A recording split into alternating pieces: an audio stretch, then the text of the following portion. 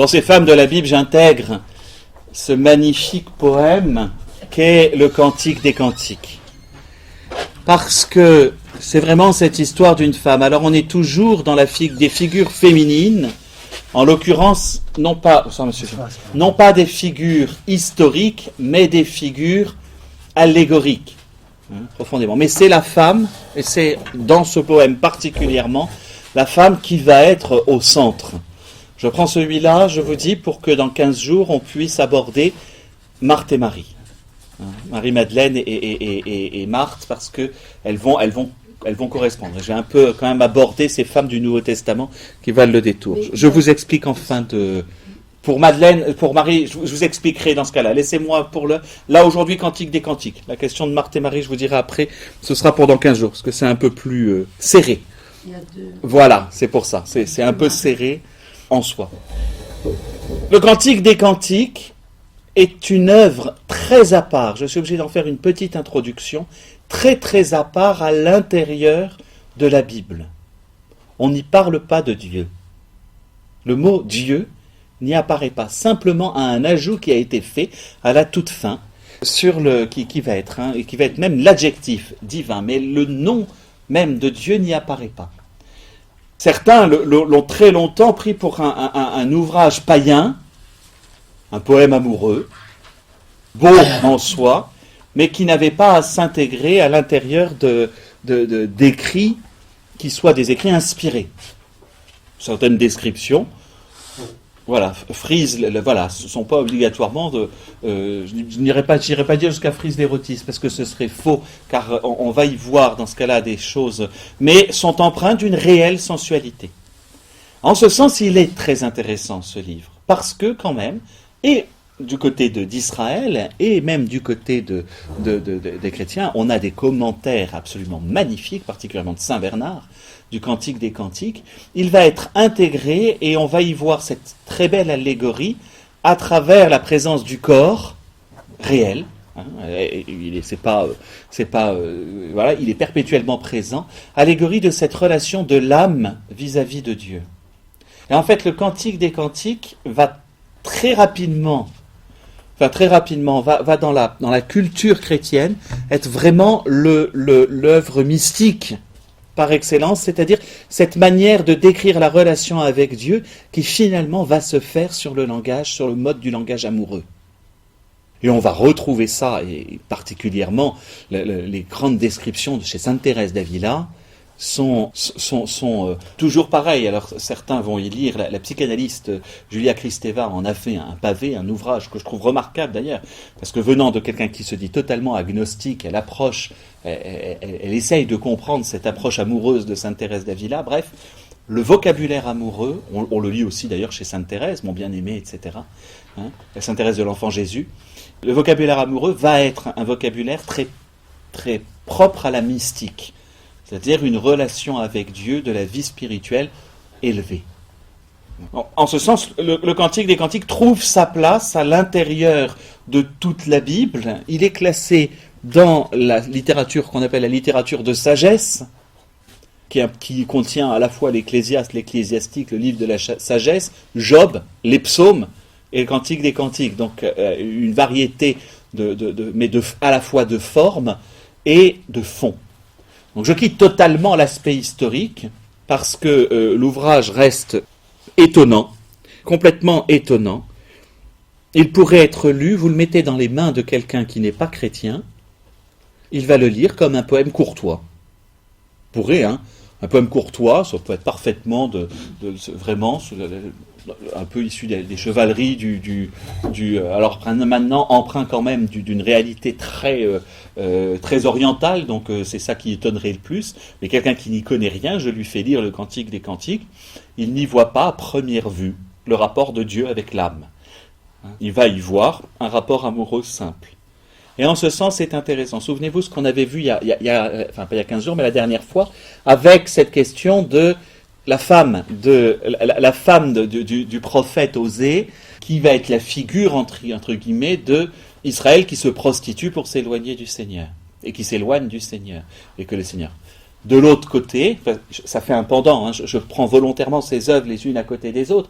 De l'autre côté, on va avoir, au contraire, c'est à la fois le peuple d'Israël, c'est à la fois l'âme humaine. Hein. Ne pensons jamais trop les choses d'un point de vue personnel, intime. Hein. On appartient à un groupe avant d'être un individu à l'époque où ces choses sont écrites. Hein. La notion d'individu dans la foi, finalement, il va falloir attendre le XVIe siècle. Hein. Les premiers auteurs chrétiens qui intègrent ça, on va le trouver, c'est avec saint François de Sales, on va le trouver un peu dans l'imitation de Jésus-Christ au Moyen-Âge, mais finalement, on n'est jamais un individu dans sa foi, on est un individu dans un groupe qui pratique sa foi. C'est une manière de voir très très différente de nous. Et donc, on peut dire, moi je vais dire l'âme humaine à la recherche de Dieu, pour un Israélite qui lit ça, c'est Israël à la quête de Dieu. Parce qu'il y a une responsabilité toujours collective. C'est un préliminaire qui est assez important. Donc l'interprétation allégorique, hein, les Juifs la font elle-même très tard. On sait qu'il a été utilisé dans la liturgie à partir du 5e siècle, chez les Juifs, hein, de notre ère seulement. Parce qu'il est délicat à utiliser. Il va avoir ses parallèles à l'intérieur des psaumes. Entre autres le psaume 62, « Dieu, tu es mon Dieu, je te cherche dès l'aube.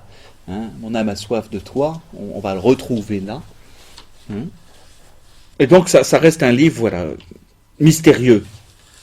Mais mystérieux parce qu'il est mystique, probablement, et qu'il faut lui laisser cette part-là. Quand on commence à le lire, il faut le lui laisser.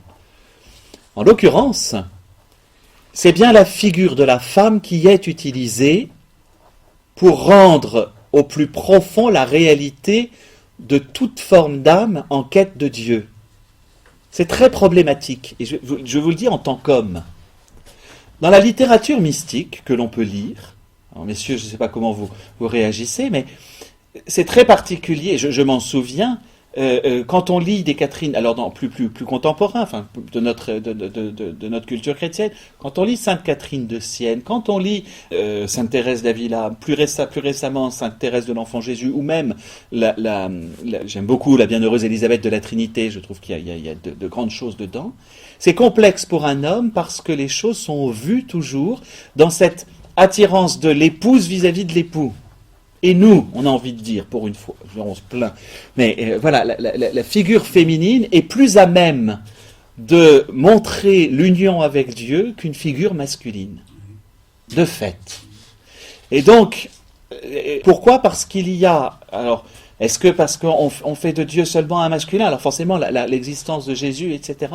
Mais je vous dis, pour revenir aux fondamentaux, ce que je vous avais déjà raconté sur Adam et Ève, à voir d'un point de vue non pas historique, mais d'un point de vue ce qu'il représente, la femme étant réceptacle par excellence, elle va être, dans sa nature même, plus à même d'exprimer ce désir d'être comblée par Dieu, et la nature féminine est beaucoup plus tournée justement vers l'intériorité, à la différence de l'homme, ça de manière naturelle. Je veux pas, après, on va pas faire les hommes viennent de Mars, les femmes de Vénus, c'est pas ma question, d'accord ? Mais vous comprenez que c'est un mode de rapport en lui-même que dans l'humanité, la femme représente bien davantage. D'où aussi, ensuite, pour nous, les figures de l'Église, les figures...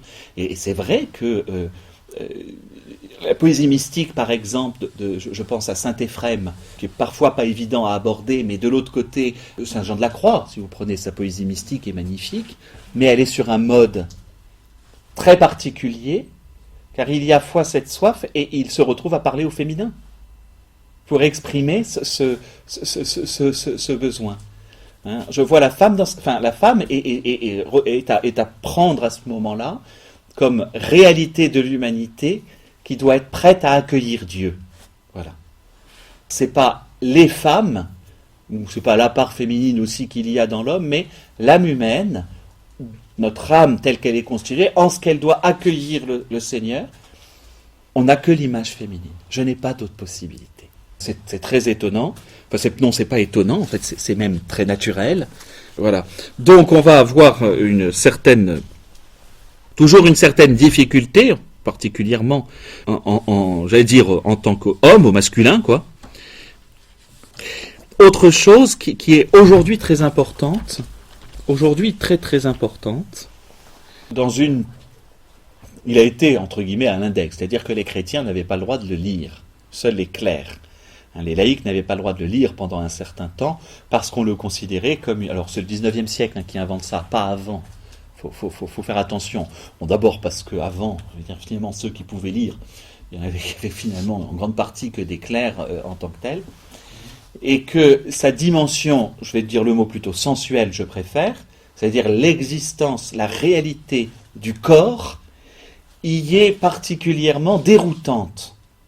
Dans une philosophie qui traîne quand même, enfin qui a traîné longtemps dans la société occidentale. Quand on est pétri de platonisme, il n'y a pas autre chose, il n'y a pas possiblement. Avec saint Thomas, on va avoir un 12e, 13e siècle qui va davantage intégrer la dimension corporelle. Avec Descartes, c'est dans son poil, je pense, donc je suis, donc il n'y a plus que le cerveau. Et une mentalité qui est une mentalité philosophique aujourd'hui, Kant finalement sera pareil, Hegel, c'est l'esprit, la chair n'a pas de place. Alors les réponses contemporaines vont être un hédonisme primaire, enfin voilà, je ne suis pas un amateur d'Onfray par exemple, hein. Tout enseignant remarquable qu'il est. Et voilà, remarquable, j'ai entendu des conférences de lui, alors sur l'histoire de la philosophie c'est remarquable, mais sa philosophie contemporaine, non, c'est une nouvelle forme, je dis hédonisme ou d'épicurisme, comme vous voulez, mais finalement c'est le plaisir du corps qui est premier, il ne va pas mieux. Depuis, quand même, la philosophie du XXe siècle va davantage, et aujourd'hui il a un intérêt majeur, avec tout ce qu'on a appelé les libérations sexuelles, etc., qui font que le corps humain n'a plus de place réellement, en tout cas, est tout aussi avili que si on ne se pense que comme des esprits purs. Vous voyez, toujours les deux problèmes. Quel est notre rapport à notre corps? Et là, le Cantique des Cantiques trouve sa place en tant que parole de Dieu, justement, sur la beauté du corps lui-même, son importance. En règle générale, voilà. Vous l'avez dit ou pas? J'ai dit aux fiancés de le lire ensemble. Je trouve ça très très bon que des fiancés le lisent ensemble, pour saisir cette beauté, en tout cas, qui est inhérente au corps humain. Et ça aussi, c'est très important aujourd'hui. Beauté qui signifie, en tout cas dans le texte qu'on va lire, là on a le temps de le lire normalement en entier, si je ne suis pas trop bavard, dans un texte qui intègre à la fois la beauté et le respect profond du corps. Enfin voilà, il y a beauté et respect vont évidemment de pair. Donc c'est pas pour eux, c'est pas un texte à dire, oh là là, vous voyez, ils étaient libérés sexuellement à l'époque. Non. Ce serait une stupidité, un anachronisme monstrueux, mais qu'il y a une reconnaissance à l'intérieur même de la relation des corps de l'homme et de la femme, quelque chose de beau et de bon. En l'occurrence, on est face à une réalité qui n'est pas entachée de péché, on a vraiment cette impression-là. Donc certains l'ont même interprété comme le dialogue d'Adam et Ève avant le péché, entre guillemets, ce qui est fortement anachronique. Voilà. Comme beaucoup d'ouvrages de sagesse, le Cantique des Cantiques est aussi attribué à Salomon, même si c'est vraisemblablement, il date d'un peu après. Tout simplement parce que le mariage qui a lieu donne l'impression du mariage de la fille de Salomon avec la fille de Pharaon avec Salomon. Un événement historique de l'époque. Mais il est certainement plus tardif. Difficile à dater d'ailleurs. Donc voilà. Au moins pour l'introduction elle-même. Il est composé c'est un poème dialogué. C'est une série de poèmes. En tout cas, les 10 poèmes en tant que tels sont, on va dire, authentiques, et il y a quelques ajouts, ce qu'on appelle je ne sais pas comment vos Bibles ont présenté, mais au dernier chapitre, chapitre 8, vous avez épilogue et appendice, vous avez deux choses quand même l'épilogue c'est certain, et appendice. Et surtout, il est selon une forme très proche du théâtre grec, en tout cas de ces usages-là. Donc, vous voyez qu'on arrive à une poésie relativement tardive, à savoir dialogue et monologue, le bien-aimé et la bien-aimée, qui vont bien davantage du côté de la bien-aimée, c'est elle qu'on va plus entendre, qui vont dialoguer, et le cœur qui va commenter, particulièrement dans un certain nombre de poèmes. On essaye de le rendre en français, forcément. La forme stylistique elle-même juive, on ne pourra pas la rendre. Enfin, hébraïque, on ne pourra pas la rendre. Mais évidemment, le traducteur l'a plutôt assez bien rendu. En tout cas, toutes les choses sont relativement concrètes. Et on rentre tout de suite dans le vif du sujet avec la bien-aimée qui va exprimer. Donc c'est elle. Donc mettons-nous dans cette perspective en le lisant que dans des réalités qui sont des réalités d'un homme et d'une femme, on est là dans le fond de toute âme humaine, au fond même de l'humanité, en quête de Dieu. C'est le moyen, à mon avis, le mieux pour nous d'entrer là-dedans, et donc d'entrer dans la mentalité de cette femme, la Sulamite, comme on l'appellera. Cantique des cantiques de Salomon. Donc je commence, et on est tout de suite dans le vif du sujet. Qu'il me baise des baisers de sa bouche. Tes amours sont plus délicieuses que le vin, l'arôme de tes parfums est exquis, ton nom est une huile qui s'épanche, c'est pourquoi les jeunes filles t'aiment. Entraîne-moi sur tes pas, courons. Le roi m'a introduite en ses appartements, tu seras notre joie et notre allégresse, nous célébrerons tes amours plus que le vin, comme on a raison de t'aimer. Première, juste, c'est l'introduction en elle-même, avant d'entrer dans le premier poème où elle va se décrire. On est dans une scène de harem, si vous voulez. Si vous voulez être au sens strict, on va être dans une scène de harem. Attention à ne pas tout de suite y mettre nos pensées contemporaines, véritablement, avec cette relation du roi et de ses concubines, en l'occurrence, du roi et de ses concubines. Pour nous, c'est horrible. Enfin, voilà. Enfin, enlever. Enfin, je ne justifie certainement pas la polygamie en question. On est sur cette forme d'existence qui était celle du grand roi, ce qu'on appelait le grand roi, très perse comme tradition, où le roi devait assurer la succession, et par conséquent, il valait mieux pouvoir miser sur plusieurs chevaux, on va dire. Et que c'était vu de cette manière-là. Or, être concubine du roi, on l'avait dit un peu déjà avec Esther, alors il y en aura une principale. Elle n'est pas obligatoirement celle qui sera la mère du futur roi d'ailleurs, mais c'était garantir une succession. Et que le harem, en tant que tel, est un lieu protégé dans tous les sens du terme, protégé évidemment par des eunuques, donc des hommes où on craignait rien, et d'autre part, c'est un lieu protégé où ces femmes avaient une vie à part, enfin, je veux dire, relativement agréable. Donc appartenir à un harem de rois, ce qui va être l'usage, enfin, David, Salomon, ça va être des problèmes d'ailleurs, n'est pas à l'époque à justifier moralement, comme on pourrait le faire aujourd'hui. Je dirais, un comportement masculin n'ont pas obligatoirement plus changé à ce niveau-là, mais nous on va toujours tout de suite qualifier moralement, même si c'est vrai, un harem n'est qu'une prison dorée. Dorée certes, mais une prison. Donc, une question va se poser quand même sur cette notion de roi. Dieu n'apparaît pas, jamais, dans le récit en tant que tel. C'est-à-dire que, alors quand vous lisez toute la poésie mystique, pour le coup, le roi, on va le retrouver. Sainte Thérèse d'Avila l'emploie énormément pour parler de Jésus. C'est-à-dire que le roi en question n'est pas Dieu. Alors je dis Jésus, c'est idiot ce que je fais, mais le nouveau David, le nouveau Salomon. Il y a quelque chose qui est de l'ordre messianique avec le personnage. Et donc on va se mettre aussi, en lisant cet ouvrage, dans l'attente du Messie. On va voir cette attente pressante à l'intérieur du récit même de la Sulamite, de cette femme. Mais il y a quelque chose qui est beaucoup plus de l'ordre du Messie. C'est pas Dieu, pareil, c'est anachronique, c'est pas Dieu le Père, c'est ce roi que Dieu doit envoyer. C'est intéressant parce que elle-même, on retrouve encore toujours cette attente. Et donc voilà le premier poème. Fameux Nigrassum, qui a donné des mélodies absolument extraordinaires, particulièrement au XVIIe siècle.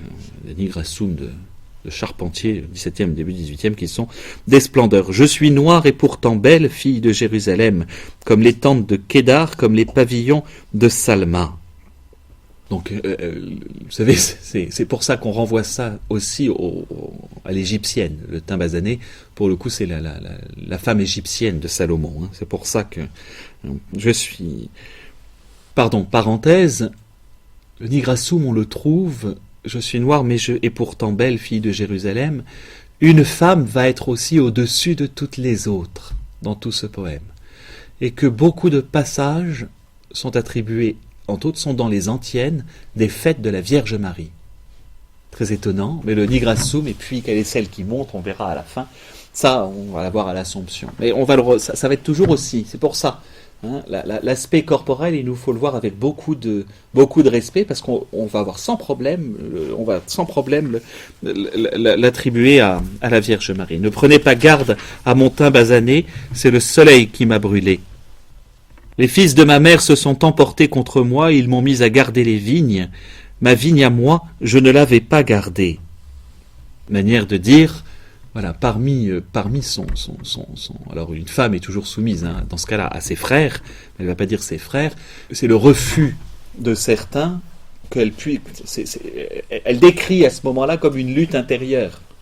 Ce refus qu'il peut y avoir intérieurement, alors que elle a déjà donné sa vigne, jardin gardé, vous savez, elle a déjà donné son cœur au bien-aimé.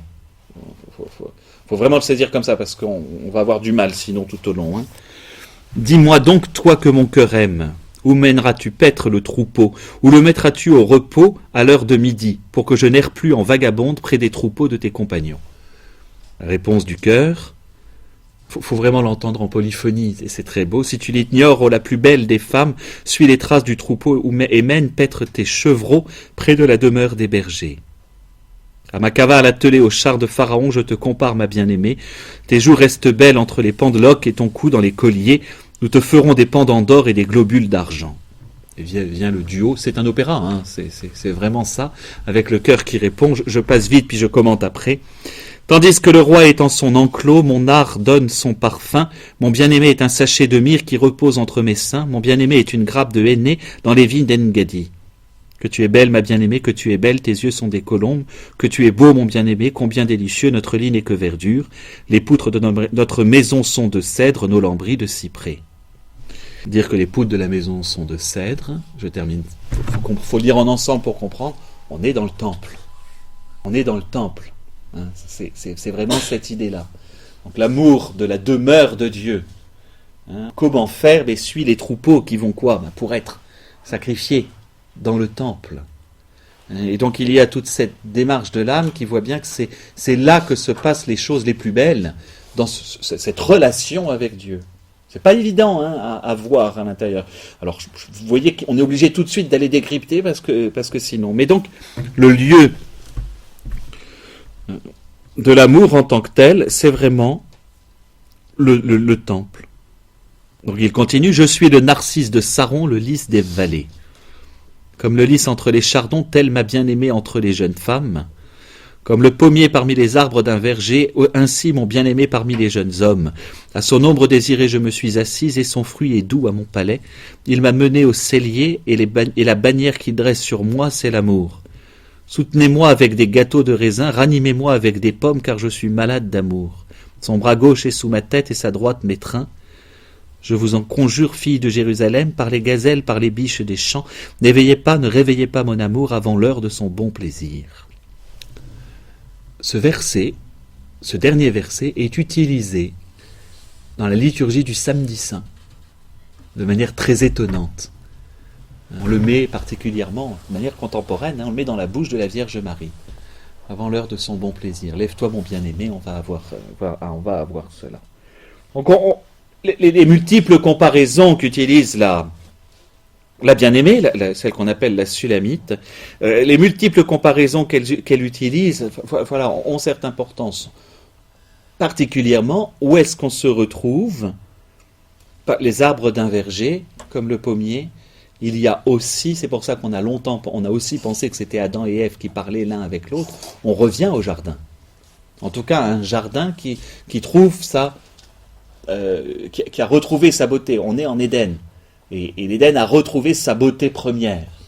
En l'occurrence, un verger qui porte du fruit, et le meilleur fruit, finalement, c'est celui-là. Deuxième poème, ils sont tous très très beaux, les poèmes, mais va être bien plus réservé, oui c'est ça, c'est celui qui est réservé à elle. J'entends mon bien-aimé, voici qu'il arrive, sautant sur les montagnes, bondissant sur les collines. Mon bien-aimé est semblable à une gazelle, à un jeune faon. Voilà qu'il se tient derrière notre mur, il guette par la fenêtre, il épie par le treillis.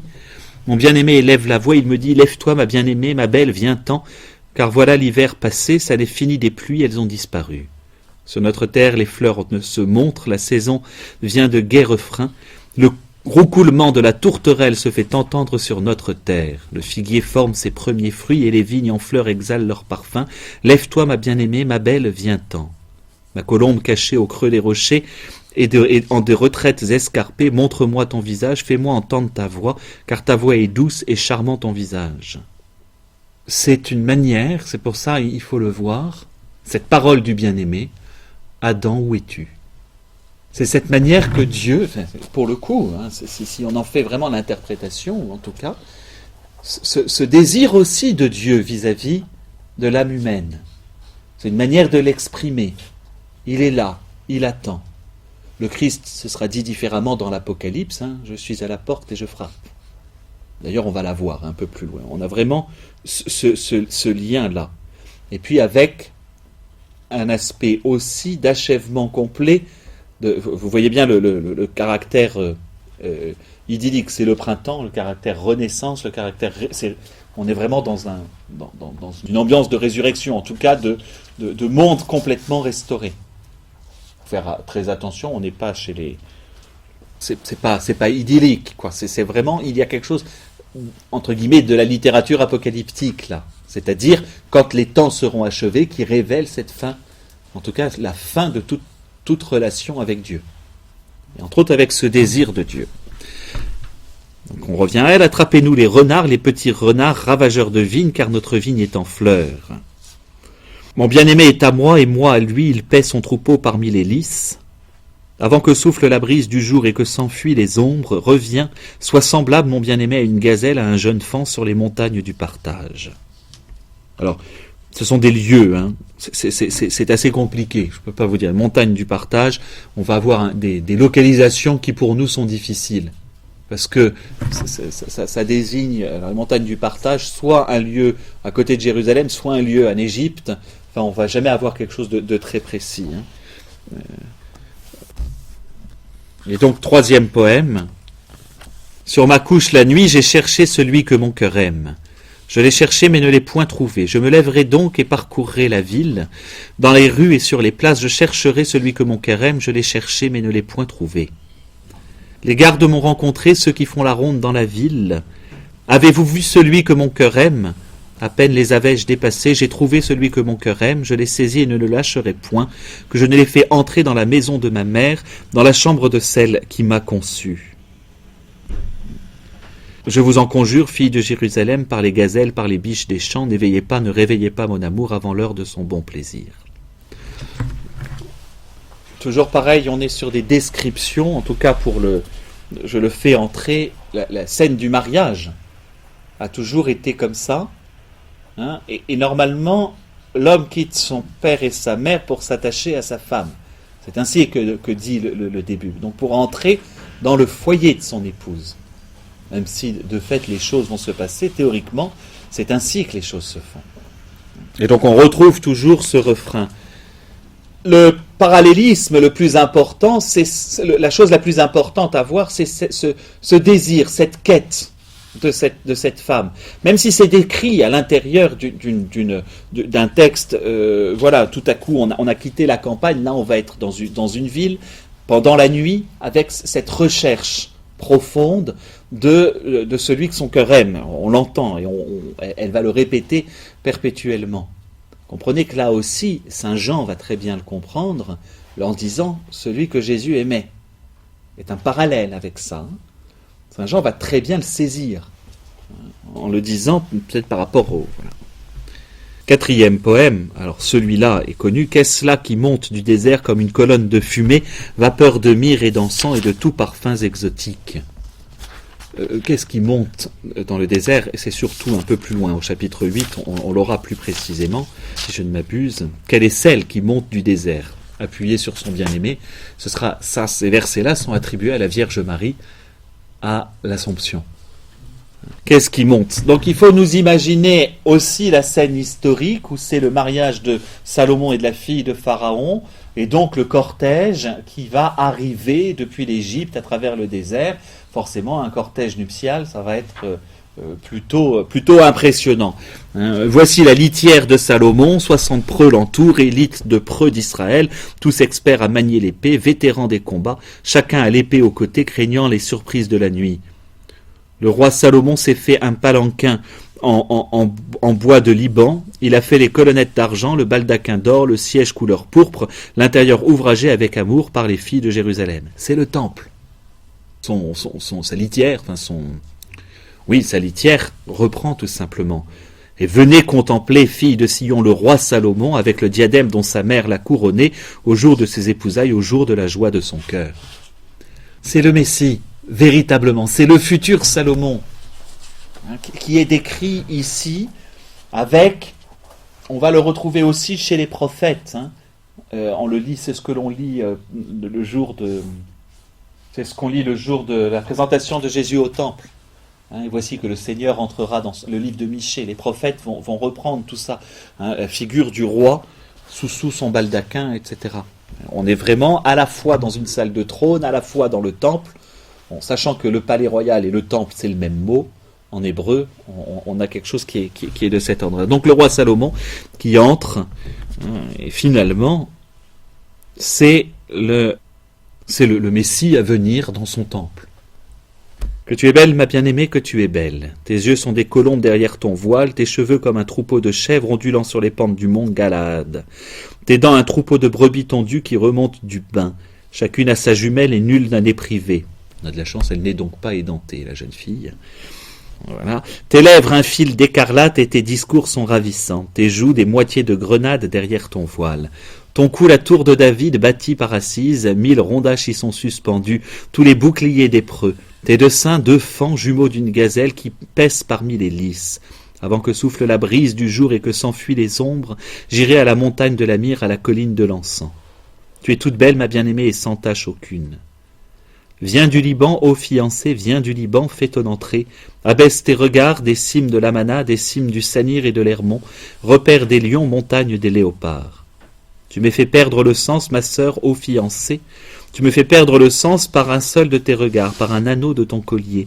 Que ton amour a de charme, ma sœur, ô fiancée, que ton amour est délicieux plus que le vin, et l'arôme de tes parfums plus que tous les baumes. Tes lèvres, ô fiancée, distillent le miel vierge, le miel et le lait sont sous ta langue, et le parfum de tes vêtements est comme le parfum du Liban. Je lis tout le poème, puis je commente après.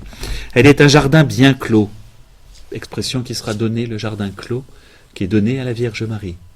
Je vous le rappelle, dans les litanies, entre autres. Ma sœur, ô fiancée, un jardin bien clos, une source scellée. Tes jets font un verger de grenadier, avec les fruits les plus exquis, grappes de henné avec des nards. Le nard et le safran, le roseau odorant et la cinnamone, avec tous les arbres à encens, la myrrhe et l'aloès, avec les plus fins arômes. Source des jardins, puits d'eau vive, ruissellement du Liban. Lève-toi, Aquilon, accours autant, soufflez sur mon jardin qu'il distille ses aromates, que mon bien-aimé entre dans son jardin et qu'il en goûte les fruits délicieux. J'entre dans mon jardin, ma sœur, ô fiancée, je récolte ma myrrhe et mon baume, je mange mon miel et mon rayon, je bois mon vin et mon lait. Mangez, amis, buvez, enivrez-vous, mes bien-aimés. Donc, au cœur des poèmes, le 5e est vraiment cette rencontre. Maintenant, si je continue de filer la métaphore que je vous dis depuis le départ, ces paroles sont celles, dans ce cas-là, de Dieu lui-même qui veut résider en l'âme humaine. Si on continue. Certes, c'est les paroles d'admiration que va faire le bien-aimé à la bien-aimée. Là, on va être dans le premier sens. Le deuxième sens, si on le voit historique, lorsqu'il voit arriver son épouse, alors normalement depuis l'Égypte, alors c'est étonnant que ça passe par le Liban, mais le Liban, c'est le lieu où arrive la fraîcheur sur le sud. C'est une région qui est riche. C'est des plateaux, etc., qui sont beaucoup plus riches et beaucoup plus verdoyants que n'est le sud de la terre promise. Donc forcément, c'est de là-haut que venaient toutes les douceurs, en l'occurrence. Et puis alors, on a toute la série des épices et des baumes de l'Orient en tant que tel. Voilà, D'accord, c'est Salomon, c'est un côté aussi reine de Saba, enfin c'est le côté people, si vous voulez, de l'Ancien Testament. Maintenant, je vais au degré au-dessus, il y a, je vous dis, cette l'âme, la personne qui cherche Dieu, mais il y a Dieu lui-même, ou en tout cas le Messie, en l'occurrence, qui est à la recherche de la personne et qui veut se délecter de cette manière-là. Les grands mystiques ne s'y tromperont pas. Sainte Thérèse d'Avila reprend perpétuellement l'exemple du jardin. Nous cultivons notre vie spirituelle comme un jardin. Et il faut, par l'eau que nous y mettons, nous pouvoir lui offrir des fleurs. Elle le décrit très très bien dans son autobiographie, et de d'autres manières. Mais c'est bien aussi cette attente. Le poème, dans ce cas-là, va décrire l'attente de Dieu par rapport à nous. Et qu'il aime se délecter. Voilà. Alors on est au point où ils sont ensemble, la rencontre a lieu, il y a ces épousailles, on va beaucoup le retrouver dans ce qui est la notion de mariage mystique. Pour nous c'est toujours compliqué les hommes, parce que le mariage mystique, on ne rentre pas facilement dedans, non mais c'est vrai, donc on est obligé d'entrer dans une toute autre dimension. Le mariage mystique est beaucoup plus facile sur le mode féminin, évidemment. Donc la rencontre a eu lieu, il y a cette relation, c'est le plus grand discours du bien-aimé, mais qui va disparaître. Et on entre, entre guillemets, dans le drame des poèmes en tant que tels. Je dors, mais mon cœur veille. J'entends mon bien-aimé qui frappe. Ouvre-moi ma sœur, mon amie, ma colombe, ma parfaite, car ma tête est couverte de rosée, mes boucles des gouttes de la nuit. J'ai ôté ma tunique, comment la remettrai-je ? J'ai lavé mes pieds, comment les salirai-je ? Mon bien-aimé a passé la main par la fente, et pour lui mes entrailles ont frémi. Je me suis levé pour ouvrir à mon bien-aimé, et de mes mains a dégoûté la myrrhe, de mes doigts la myrrhe vierge, sur le poignet du verrou. J'ai ouvert à mon bien-aimé, mais tournant le dos, il avait disparu. Elle a traîné. Je lirai la suite après. Elle a traîné. Et là encore, toujours dans nos deux niveaux, donc qu'est-ce qui se passe ? Elle est allongée, elle est nue, elle dit « Attends, je m'habille, attends, je me suis lavé les pieds, donc je vais mettre des sandales. » Elle fait attendre le bien-aimé à la porte. Elle n'accourt pas aussitôt telle qu'elle est. Et donc lui, elle cherche à entrer, et finalement ne va laisser sur le linteau de la porte que son odeur. Mais être reparti. Pour le coup, spirituellement, alors là c'est physiquement, évidemment on le transpose tout de suite, c'est l'âme qui traîne, qui ne répond pas aussitôt à cet appel de Dieu.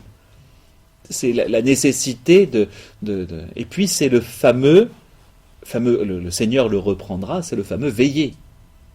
Vous savez, la parabole des 10 vierges, les vierges folles et les vierges sages.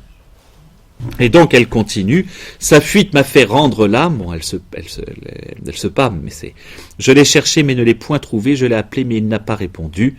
Les gardes m'ont rencontré, ceux qui font la ronde de la ville, donc on est sur le parallèle du poème avant, dans la construction. Les gardes m'ont rencontré, ceux qui font la ronde dans la ville, ils m'ont frappé, ils m'ont blessé, ils m'ont enlevé mon manteau, ceux qui gardent les remparts. Je vous en conjure, fille de Jérusalem, si vous trouvez mon bien-aimé, que lui déclarerez-vous que je suis malade d'amour. Et donc elle se retrouve en ayant traîné dans la situation, je ne sais pas si vous vous souvenez, on avait un peu lu ça avec Osée, mais de la femme finalement souillée. Vous savez, Dieu dit, je montrerai ta nudité à tes amants, enfin, qui vont être toutes les prophéties autour d'Israël écrasé, etc. Et là aussi, si Israël ne répond pas aussitôt à l'appel de Dieu, Israël sera battu, rossé, enfin, on se retrouvera dans cette situation. C'est-à-dire dans une situation malheureuse et blessée. Côté idyllique des 5 premiers poèmes a disparu là. Je suis malade d'amour. Donc, vous voyez qu'elle court depuis longtemps la maladie d'amour. Qu'a donc ton bien-aimé de plus que les autres, ô la plus belle des femmes ? Qu'a donc ton bien-aimé de plus que les autres pour que tu nous conjures de la sorte ? Alors, question rhétorique, qu'est-ce qu'il a de plus ? Et donc, question qui est posée, pourquoi est-ce que tu le cherches ? Pourquoi est-ce que tu cherches ? Pourquoi est-ce que tu cherches Dieu ? Pourquoi est-ce que tu dois ? Et c'est la question qui est posée à Israël. Qu'est-ce qu'il a de plus parmi les dieux, ton Dieu, Israël ? Qu'est-ce qu'il a de plus ? Qu'est-ce qu'il t'apporte de plus ? Voilà. Réponse, mon bien-aimé est frais et vermeil, il se reconnaît entre 10 000. Sa tête est d'or et d'un or pur. Donc on va avoir vous souvenez, on a eu la description, pardon, avant que je fasse la description, on a eu tout à l'heure la description de la femme, de haut en bas. Gentiment, il s'est arrêté au sein. Et on va avoir finalement la même chose du côté de la femme, qui va décrire. Sa tête est d'or et d'un or pur, ses boucles sont des palmes noires comme le corbeau. Ses yeux sont des colombes au bord du cours d'eau, se baignant dans le lait posé au bord d'une vasque. Ses joues sont comme des parterres d'aromates, des massifs parfumés. Ses lèvres sont des lys, elles distillent la myrrhe vierge. Ses mains sont des globes d'or garnis de pierres de Tarsis. Son ventre est une masse d'ivoire couverte de saphir. Ses jambes sont des colonnes d'albâtre posées sur des bases d'or pur. Son aspect est celui du Liban, sans rival comme les cèdres. Ses discours sont la suavité même, et tout en lui n'est que charme. Tel est mon bien-aimé, tel est mon époux, fille de Jérusalem. Vous décrivez comme ça votre mari? Oh Dieu, exactement. C'est la figure du Fils de l'homme dans le livre de Daniel. C'est vraiment, on retrouve, alors en plus, avec bien plus déployé, mais la figure du Fils de l'homme du livre de Daniel. On est face à ce Messie, vraiment. Là, la manière de décrire. Qui plus est, dans le livre de Daniel, vous savez, c'est aussi la vision de la statue de Nabuchodonosor, de tête d'or, etc. Sauf que là, la solidité, justement, est totale et complète. Avec la personne qu'elle décrit et d'une perfection extraordinaire. Du beauté. Alors, c'est amusant comme comparaison, parce qu'elles ne sont pas de notre culture du tout. Hein. Je ne sais pas si... tes boucles, mon chéri, sont des palmes noires comme le corbeau. Pour nous, le corbeau n'est pas forcément l'animal auquel on voudrait comparer. On dirait plutôt le jet. C'est un peu plus... Voilà, mais... Où est parti ton bien-aimé, ô la plus belle des femmes? Où s'est tourné ton bien-aimé que nous le cherchions avec toi? Et parce qu'elle cherche Dieu, je suis désolé, j'arrête pas de changer de registre, Dieu ou la femme, mais en tout cas parce qu'elle le cherche, la femme, elle donne envie aux autres de le voir. Toute âme en quête de Dieu donne envie aux autres de faire aussi cette quête. Vous voyez qu'il y a quelque chose qui se transmet. Et là, on est toujours pareil, plusieurs niveaux. Dans l'histoire, cette dame est en train de chercher son bien-aimé, les autres femmes vont avoir envie.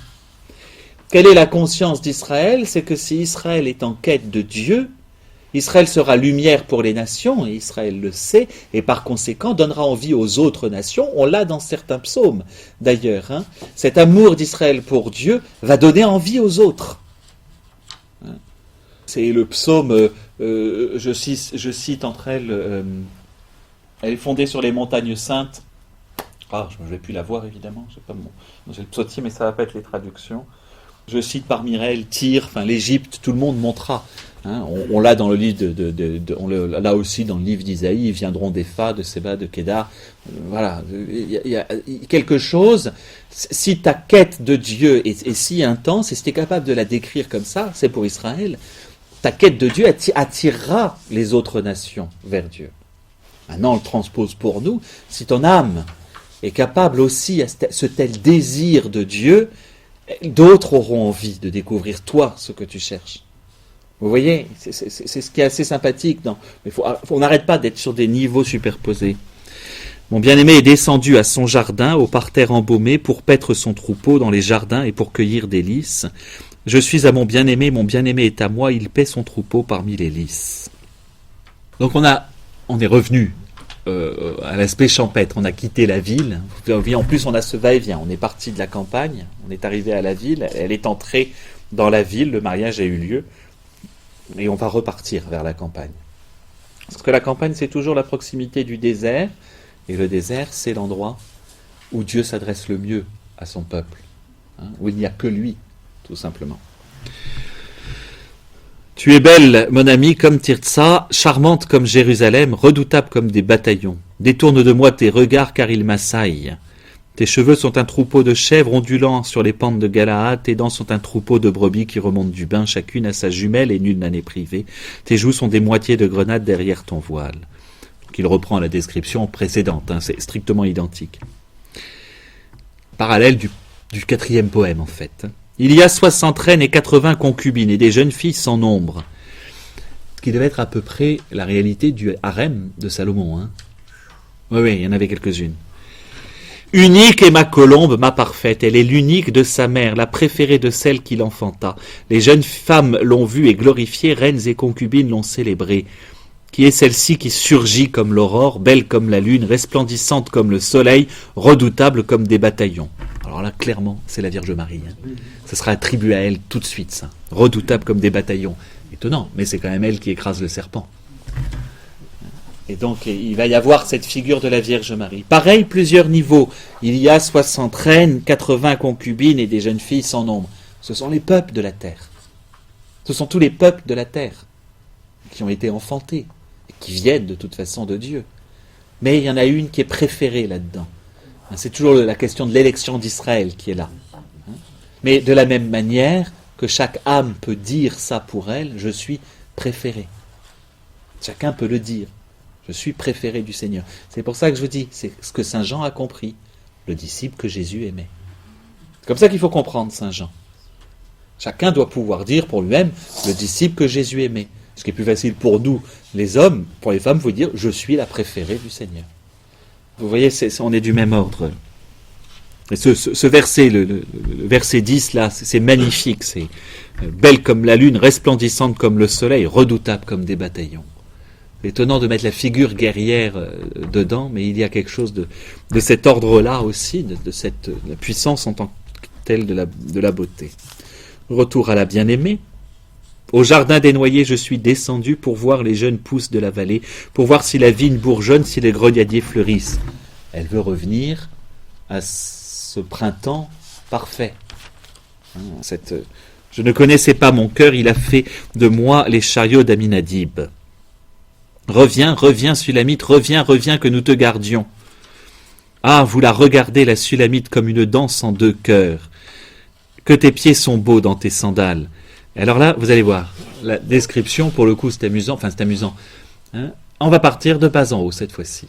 La description va reprendre. Donc, en fait, on n'est plus dans quelque chose qui descend, mais c'est la manière dont la personne, au contraire, va monter. Donc, je suis au 7. Il vous en manque. Voilà.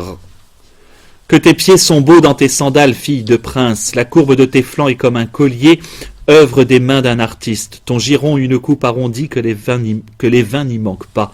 Ton ventre un monceau de froment de lys environné. Tes deux seins ressemblent à deux fans, jumeaux d'une gazelle. Ton cou une tour d'ivoire. Tour d'ivoire fait partie des litanies de la Vierge aussi.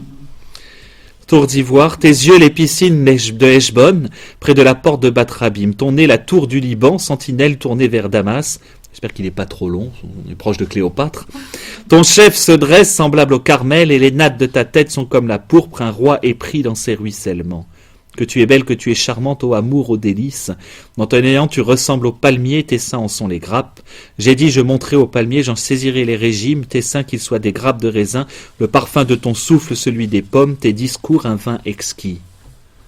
Donc, le bien-aimé continue de s'adresser, et on est finalement toujours dans cette même adresse vis-à-vis de celle qu'il aime, qui est une adresse de chercher justement, et vous comprenez, quand on entendait par exemple la parabole du figuier, qu'est-ce que Dieu attend de son peuple? Qu'est-ce que Dieu attend de toute âme?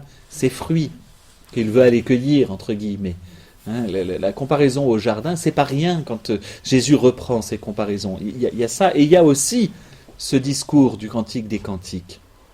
C'est que Dieu attend du fruit de celle qu'il aime, le bien-aimé. Et donc, si on l'attribue, comme elle répond, il va droit à mon bien-aimé, comme il coule sur les lèvres de ceux qui sommeillent, je suis à mon bien-aimé, et vers moi se porte son désir. Très probablement, en fait, le 10e poème commençait un peu plus tôt. Viens, mon bien-aimé, allons au champ, nous passerons la nuit dans les villages.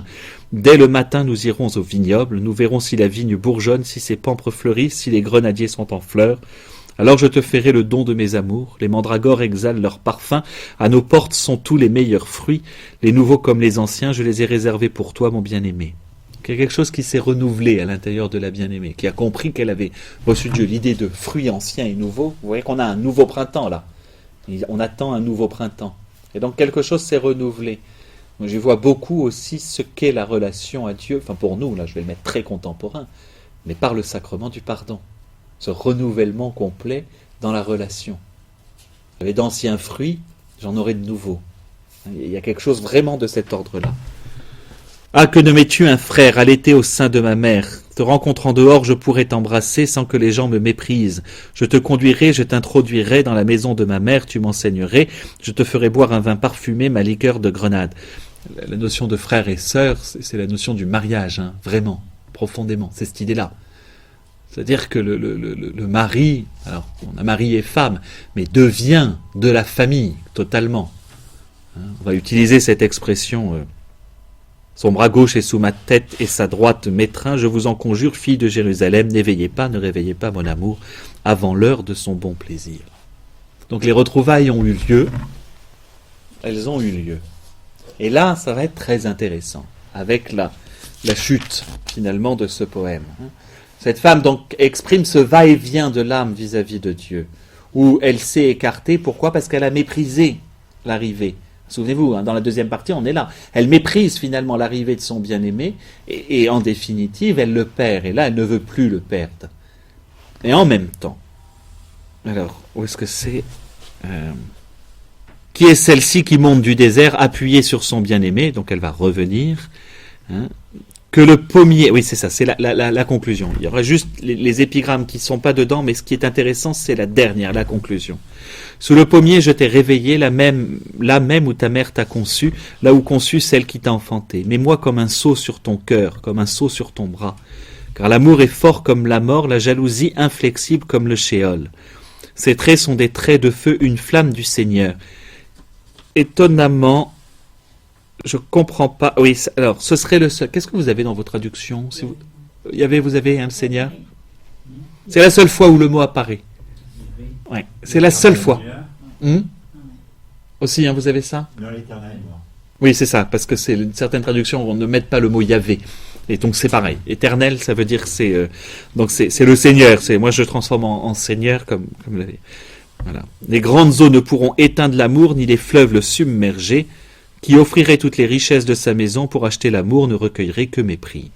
Donc là, on est sur le commentaire. Ce qui m'intéresse, attendez, avant l'épigramme, je vais passer au verset 13. Toi qui habites les jardins des compagnons, donc les deux derniers versets. Toi qui habites les jardins des compagnons, prête l'oreille à ta voix, daigne me la faire entendre. Fuis, mon bien-aimé. Sois semblable à une gazelle, à un jeune faon, sur les montagnes embaumées. Le côté fuis, mon bien-aimé. Attends, elle la cherche pendant tout un poème. Pourquoi tout à la fin, elle fait fuis, mon bien-aimé ? C'est qu'il y a en même temps, alors c'est très intéressant parce que là on est sur un mode spirituel. Dans la quête de Dieu, il y a tout autant de satisfaction à le rencontrer, mais il y a aussi tout un plaisir à le chercher. Et donc, à aller encore plus loin. Parce que vous le voyez bien, dans ce qui précède, dans le poème qui précède, elle est allée plus loin dans son amour. Hein, elle va faire un don complet d'elle-même et elle comprend qu'elle se donne davantage parce qu'elle l'a cherché. Donc là, elle va lui dire quoi ? Fuis, parce que le fait que tu fuis va augmenter mon désir de toi. Bon, dites pas ça à votre mari. Hein. Parce que ça peut être très mal interprété de l'autre côté. Hein. Faites attention, hein, mais voilà, elle exprime ce désir. Et ça, spirituellement, c'est extraordinaire. C'est très beau parce que c'est vraiment ça. L'âme qui a trouvé Dieu n'a pas de peine à vouloir le chercher encore. Sainte Thérèse d'Avila, elle explique très très bien, beaucoup mieux que ce que je suis en train de vous dire. Hein, elle le dit, le désir augmente sans cesse. Et le désir de Dieu va augmenter. D'où cette remarque à la toute fin, fuis. Et justement, parce que cette quête de Dieu est aussi quelque chose qui, et d'autre part, souvenez-vous, parce qu'elle a été en quête de Dieu, elle a donné à d'autres envie. Le fait qu'elle soit dans cette... vous savez bien, on a l'exemple toujours contemporain, hein, encore aujourd'hui, des moines dans un monastère fascinent le monde. Leur recherche même fascine, attire, qu'on le veuille ou non, particulièrement dans notre monde contemporain. Et donc, finalement, c'est ce qui est exprimé. Elle saisit que, d'abord, cette quête est aussi un bonheur, parce que l'ayant rencontré, elle sait qu'elle le reverra. Hein, alors chez certaines âmes, ça peut être un peu terrible, hein, parce que Thérèse de l'Enfant Jésus, elle aura eu très peu, et ensuite elle l'a plus. Quoi. C'est la fameuse sœur Faustine aussi, Mère Teresa, la bienheureuse Mère Teresa, c'est voir cette absence qui va être parfois très très douloureuse, mais cette quête perpétuelle de Dieu. Ce qui est dans l'appendice, les deux épigrammes, n'appartiennent pas en soi au texte, ont été rajoutés là. On ne saisit pas très bien pourquoi. Sans doute parce que c'était une allusion au cantique. C'est sans doute même pas originaire parce que ça n'a plus du tout la forme poétique. Bon, je vous les lis, mais il m'importe peu. Notre sœur est petite, elle n'a pas encore les seins formés. Que ferons-nous à notre sœur le jour où il sera question d'elle ? Si elle était un rempart, nous élèverions au faîte un couronnement d'argent. Si elle était une porte, nous fixerions contre elle des haies de cèdre. Je suis un mur et mes seins en figurent les tours. Aussi ai-je à ses yeux trouvé la paix. C'est très probablement une allégorie de Jérusalem. Tour de Jérusalem, etc. Salomon avait une vigne à Baal-Hamon, il la confia à des gardiens, et chacun devait lui remettre le prix de son fruit, 1000 cycles d'argent. Ma vigne à moi, je l'ai sous mes yeux. À toi, Salomon, les 1000 cycles et 200 aux gardiens de son fruit. Donc on reprend en fait cette idée, moi, ma vigne à moi, c'est l'autre Salomon, celui qui va venir. Mais ces deux passages sont très très complexes à l'intérieur. Vous voyez qu'on peut les retirer. Ce qui est intéressant, c'est cette conclusion de « Fuis, mon bien-aimé ». Tout le poème du Cantique des Cantiques, je vous l'ai déjà dit en introduction, donc reprend ce désir de l'âme. Hein, vraiment. Nous, c'est comme ça qu'on va le lire aujourd'hui. Pensons toujours aussi à ce désir d'Israël. Je dis, la figure féminine, il n'y a pas mieux pour pouvoir entrer dans cette démarche, qui est vraiment la démarche de celui qui est en quête de Dieu. Chose intéressante, voilà, si je dois résumer, c'est aussi qu'il y a une quête de Dieu. Et celle-là est très étonnante. Ça commence par cette question de Dieu. Quelle est la première parole que Dieu dit officiellement dans la Bible ? Enfin, voilà, après le péché, où es-tu ? Qu'il y a aussi, et le poème va en être le truc, une quête, un désir. On l'avait déjà vu avec Osée. Dieu qui, je conduirai ma bien-aimée, je vais m'en occuper, etc. Pourquoi Dieu prend soin à ce point-là du peuple d'Israël ? L'exemple d'Israël est aussi un exemple pour toutes les nations, puisque, et en fait pour tout le monde, il y a cette même quête de Dieu pour toute âme, pour toute personne. Et que dans cette quête-là, l'âme humaine va répondre à la manière de cette bien-aimée. À la fois en saisissant Dieu, mais en faisant... Alors, voilà, après on va avoir portant du fruit et tout. Quand on le lit très peu, on ne l'a que 2 fois dans la liturgie, en tout et pour tout dans l'année. Et c'est fort dommage, ce texte du Cantique. En même temps, si je faisais la description des saints, etc., en lecture, c'est toujours délicat. Je ne me vois pas en liturgie de semaine faire un commentaire sur le Cantique. On rentre très vite dans du délicat. On ne peut pas l'aborder comme ça. Hein. Mais, quelle est celle qui monte ? Vous voyez que beaucoup de passages sont aussi attribués à la Sainte Vierge, dans cette relation à son propre fils. Hein, c'est vraiment cela. Et on va l'employer, entre autres le passage j'ai cherché celui que mon cœur aime, je l'ai cherché, ne l'ai point trouvé. On va l'appliquer à Marie-Madeleine, celle qui va chercher dans De mauvaises amours, celui qui finalement sera la réponse, la réponse à tout ce qu'elle a vainement cherché. C'est pour ça qu'après le Cantique, je passe à elle, à Marie-Madeleine. J'aborderai la question des Marie-Madeleine, on va dire. Différentes Marie, parce que comme c'est un prénom un peu commun à l'époque, et je voudrais voir Marthe aussi, parce que les deux sont inséparables. Si vous voulez prendre de l'avance, alors pour Marthe, c'est pas compliqué. C'est Saint Luc. C'est le petit passage Marthe et Marie. Cette pauvre Marthe Marthe et Marie. Chapitre 10, c'est les versets 38 à 42. 10, 38 à 42. Ça, c'est pour vraiment Marthe. Saint Luc. Après, c'est Saint Jean et c'est tout le chapitre. C'est la résurrection de Lazare. Il ne faut pas oublier que Sainte Marthe, elle se plaint pour le ménage, mais elle a aussi sa gloire dans la résurrection de Lazare, et je reconnais que je suis très très admiratif. Donc c'est tout le chapitre 11 de Saint Jean. Pour Marie-Madeleine, toujours chez Saint Jean. Pas difficile à dire. C'est le chapitre 20. Alors, c'est plutôt les versets 11 à 18.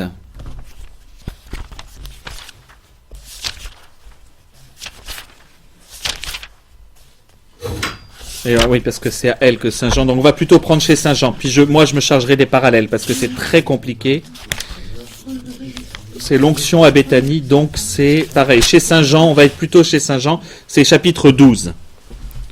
12, 1 à 11. Voilà. En fait, verset 11, chapitre 11, le début du chapitre 12 et le début du chapitre 20 chez Saint Jean après. Ce sont les 3 passages que je vais utiliser. Et là, ça c'est... Je vous remercie. Dans 15 jours, donc.